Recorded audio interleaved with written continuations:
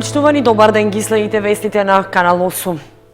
Забрзано почнува да се гради втората фаза од експресниот пат Штип-Кочани на делницата од Крупиште кон Кочани. Увид во градежните работи направи премиерот Зоран Заев, а директорот на јавното предпријатие за државни патишта рече дека се очекува оваа делница да биде готова во првата половина на 2021 година.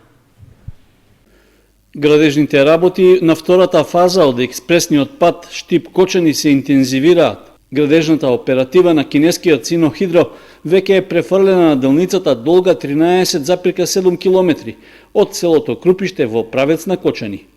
Увид во текот на изградбата на патот направи премиерот Зоран Заев во придружба на министерот за транспорт и врски Горан Сугарески, директорот на јавното предпријатие за државни патишта Зоран Китанов и градоначалниците од регионот. При тоа беше констатирано дека новото сообраќајно поврзување ќе овозможи поголема безбедност, како и скратување на времето за патување.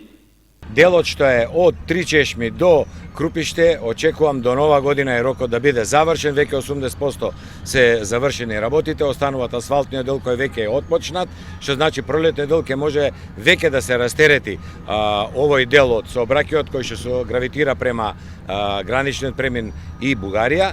Овој пат, вториот лот, што е од Крупиште до Кочани, отпочна пред 2 месеци со изградба, рокот му е 2 години, значи пролета 2021 година треба да биде завршен и ќе биде со висок квалитет, експресен пат со ширина од 11,5 метри, 2 ленти од по 3,5 метри, 2 ленти од по 2,2 метри. Со тоа целиот овој дел кој ќе се пушти, ќе го растерети патот на магистралниот пат и ќе можат да се користи и како сервисен и за околните населени места, а тешкиот сообраќај целиот да се преосмери овде, со тоа да се зголеми интензитетот на протокот на сообраќајот, безбедноста на сообраќајот. Според министерот за транспорт и врски Горан Сугарески, експресниот пат кон Кочани е од голема важност не само за општините што гравитираат кон него, туку и за целиот регион. Ова ќе значи и регионално поврзување, меѓутоа и регионално поврзување на овој регион и со соседните држави. Често пати информираме, меѓутоа и денес ќе повторам, значи граничниот премин до Делчево е направен целосно. Граничниот премин Берово-Клепало, на Струмица Ново село интензивно се работи, тој ќе биде за многу брзо време направен. Исто така регионалните патишта кои што се поврзани со сите овие места, како што се проби Штип-Кочани, Штип-Радовиш интензивно се работи. И она што постојано и секојдневно одиме со директорот на увид на терени, гледаме стварно сериозно силна динамика. Премиерот Зоран Заев нагласи дека владата ќе продолжи со инвестирањето во патната инфраструктура, особено кај локалните сообраќајници. Значајно е тоа што некаде октомври очекуваме тендерирање на локалните патишта. 70 милиони евра е проект од Светска банка, која што финансирањето ќе биде заокружено на крајот на ноември, почетокот на декември. Наша цел е со ова извршна клаузула која што почнуваме тендерската постапка, навремено да ги завршиме јавните набавки, за да можеме на пролет буквално да имаме офанзива низ државата на локални патишта. Тоа е нешто кое што го преговараме скоро 1 година, ако не се лажем, или 9-10 месеци, но е исклучително значење за граѓаните. Моето очекување е дека анексот на договорот со ТАВ ќе се потпише некаде овој месец. Почната е процедурата, законските измени се направени од парламентот. Зошто го зборувам тоа? Овде имаме 35 милиони евра за канализации, за водоводи, за детски градинки, за училишта. Дополнително се преговарат 55 милиони евра за водоводи и канализации, кои што ќе се реализират целиот овој есенски период, па дури пред се најмногу идната година, почнувајќи со импакт од самата пролет. Значајно е заради тоа што така се развива економијата. Според Заев, државата е финансиски стабилна и ликвидна, а задолжувањата се однесуваат само за капиталната инфраструктура, додека не се позајмуваат пари за исплата на плати, пензии или социјална помош. Со ребалансот на буџетот, владата донесе одлука на општина Кочани за оваа година да ја додели 7 милиони денари за изградба на објектите во кои ќе бидат преселени жителите од старата касарна. Тоа се само дел од парите неопходни за решавање на овој повеќе годишен проблем, а остатокот се очекува наредната година. До крајот на оваа година општина Кочани ќе добие 7 милиони денари од државниот буџет, неопходни за изградба на нови објекти за домување на 20 семејства од објектот на старата касарна. Ова го соопшти министерот за транспорт и врски Горан Сугаревски при посетата во средата при увидот на реконструкцијата на обиколниот пат на Кочани. Парите се обезбедени во рамки на Националната стратегија за роми за поддршка за општините во кои живее ромско население.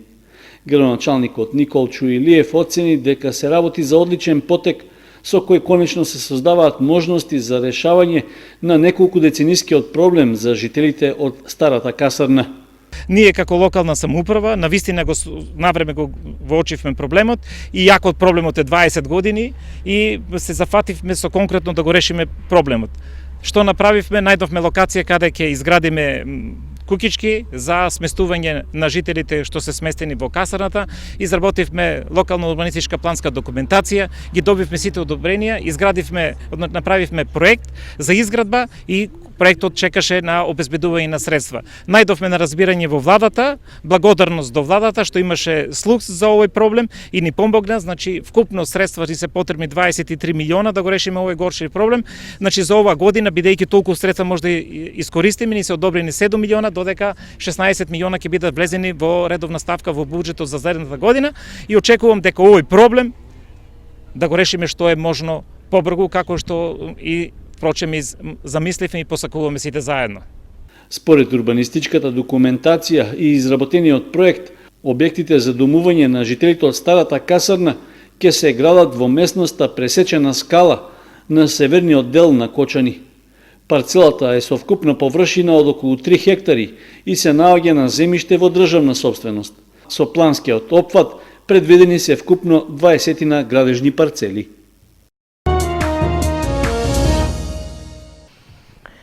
Со асфалтирање на дополнителни 2100 метри од Виничка страна, комплетирани 8600 метри од регионалниот пат преку селото Бигла за Делчево, со што оваа делница од Виничка страна е комплетно завршена. За таа цел од јавното претпријатие за државни патишта обезбедени се дополнителни 16 милиони денари. Екипи на Македонија пат со асфалт го комплетираа регионалниот пат за Делчево преку селото Бигла со нови 2100 метри асфалт, со што оваа делница од Виничка страна е комплетно завршена во вкупна должина од 8600 метри. Во моментот се вршат земјените работи. Очекуваме дека за месец до месец и пол оваа траса од 2 км и 100 метри, која што е на територија на општина Виница од село Трсино до село Трстија ќе биде реализирана. Значи средствата се обезбедени од страна на јавното претпријатие за државни патишта некаде околу 16 милиони денари, меѓутоа ние како општина заедно со жителите кои што имаат овде своји ниви се договоривме и дел од средствата ние како општина ќе ги реализираме и ќе помогнеме. Делчевска страна останува од село Трстија до село Бигла од 3,5 километри, меѓутоа мораме да спомнеме дека оваа траса моментално која што се работи од Трсино до Трстија, патот е широк 3 метри, ќе биде проширен на 5 метри и од страните ќе има исто така по 1 метар банкини. Минатата година во септември беа завршени 6,5 километри од овој регионален пат од манастирот Свети Спас до пропустот кај село Трстија, за што беа обезбедени средства во висина од 62 милиони денари, а изведувач на градежните работи е јавното претпријатие Македонија пат. Концерт на трио Джентлмен ќе се одржи во рамки на одбележувањето на 75 годишнината од ослободувањето на Кочани. Истиот ќе се реализира в петок на 6 септември на платото пред Центарот за култура Бели Мугри со почеток во 21 часот.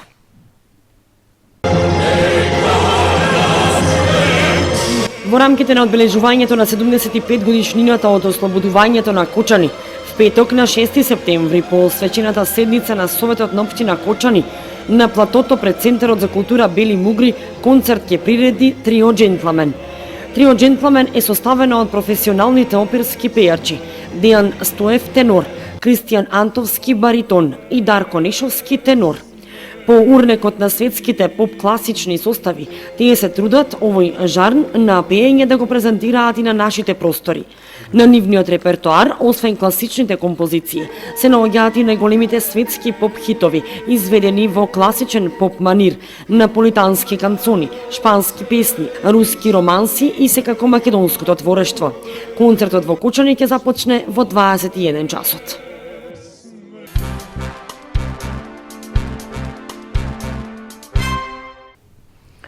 Први места во повеќе дисциплини во екипна и поединечна конкуренција освоија пензионерите од Кочани на регионалните спортски надпревари што се одржаа во Берово.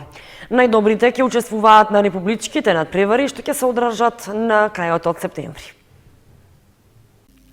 На 17-тите регионални спортски пензионерски надпревари што се одржаа во Берово учествуваа и кочанските пензионери. Се надпреваруваа над 50 на спортисти во 12 спортски дисциплини. Во силна конкуренција со учество на пензионери од целиот регион, од Кочани, Виница, Берово, Делчево, Пехчево и Македонска Каменица, пензионерите од Кочани повторно постигнаа значајни резултати. Стрелавство прво место мажи и прво место жени. Трчање над 60 години прво место жени. Шах прво место мажи. Теглење, јаже, прво место освоја мажи. Шутирање на пенали, мал фудбал, прво место мажи. Слободно фрлање на кош, жени. Мали голчиња, фудбал, мажи. Стрелање од воздушна пушка, прво место мажи и прво место жени. Во поединечна конкуренција најдобри беа табла прво место Симеон Пешев, скок од место прво место Ѓорѓе Николов, трчање до 60 години прво место освои Борче Крстов, а трчање жени прво место, односно најдобра беше Блага Михова. Најдобрите првите места во екипна и поединечна конкуренција ќе учествуваат на републичките спортски надпревари што ќе се одржат на крајот на септември. Со оглед на тоа што кочанските пензионери секоја година постигнуваат значајни резултати и на републичките надпревари и оваа година очекуваат освојување на први места во повеќе дисциплини. 4-дневна турнија во Херцег Нови, Република Црна ќе реализира фолклорниот ансамбл Лјупчо Сантов од Оризари. Таму достојно, како и секогаш, ќе представи изворната музика и ора од Осоговијата. Фолклорниот ансамбл Лјупчо Сантов од Оризари заминува на 4-дневна турнија во Херцег Нови, Биела и Игало, Црна. Таму ќе има настап во Игало на 7 септември и Никшик на 8 септември, заедно со домакините од Биела и Игало. 30 членови на ансамблот од Оризари и Зрновци во мешан состав преку изворните ора од Осоговијата, Момиодат, Крстачка, Рада Пере и Шопчето на најдобар начин, како и досега, ќе го презентираат македонскиот фолклор и традиција. Покрај настапите, фолклористите во слободното време ќе уживаат и во убавите плажи на Јадранот. Фолклорниот ансамбл Лјупчо Сантов од Оризари обстојува, работи и го негува изворниот фолклор во населба Оризари, речиси 40 години. Во составот на ансамблот членуваат над 150 членови, поделени во играрни групи во Оризари, Прибачево и Зрновци. Членовите и одговорните на ансамблот досега достојно го презентираат македонскиот фолклор во земјава и странство, а од фолклорните фестивали неретко се враќаат и со освоени први места. Затоа и секојдневно се зголемува бројката на нови членови фолклористи, продолжувачи на фолклорот и традициите. Фолклорниот ансамбл Лјупчо Сантов за активностите во месеците што престојат им преостанува учество на манифестацијата Денови на Оризот во Кочани, а пред деновите на Кочанскиот Ориз ќе учествуваат на годишното собрание на манастирот Добра вода во Оризари.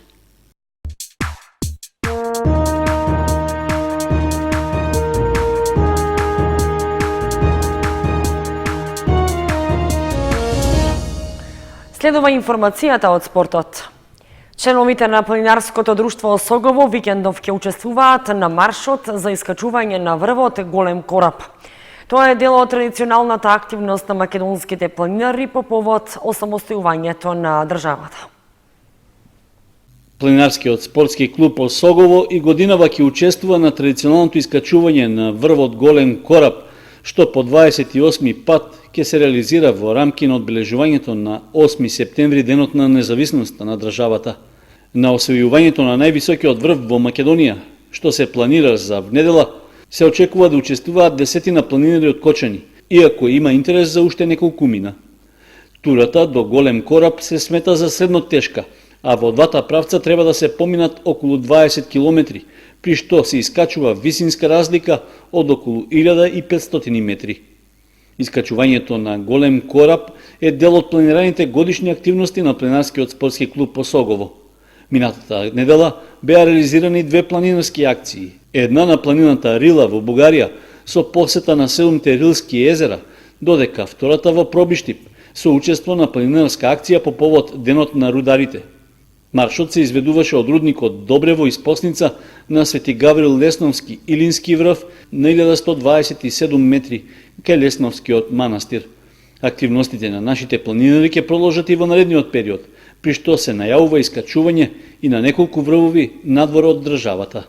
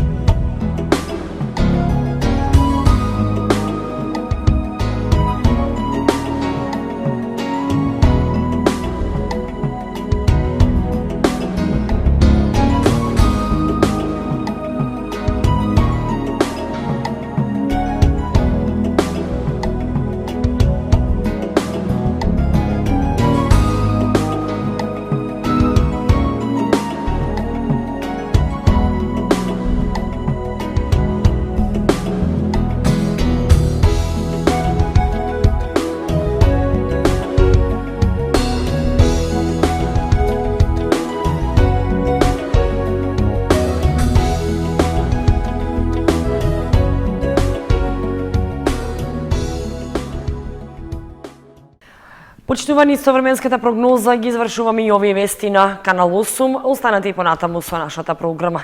Довидување.